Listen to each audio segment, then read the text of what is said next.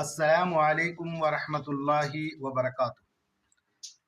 ఇస్లాం ధర్మాన్ని అనుసరించేటటువంటి ముస్లింలకు సృష్టికర్త అయినటువంటి అల్లా సుబ్హానహు తాలా రెండు పండుగలు ప్రసాదించాడు. వాటిలో ఒకటి ఈదుల్ ఫిత్ర్ రంజాను పండగ, రెండు ఈదుల్ అదహా బక్రీద్ పండగ. ఈ రెండు పండగలు తప్ప వేరే ఏ పండగ అల్లా సుబ్హానహు తాలా ముస్లింలకు ప్రసాదించలేదు. కానీ ఈరోజు సమాజంలో చూసినట్టయితే రొట్టెల పండగ అని, పీర్ల పండగ అని కొంతమంది అజ్ఞానపు ముస్లింలు చేసుకుంటున్నారు.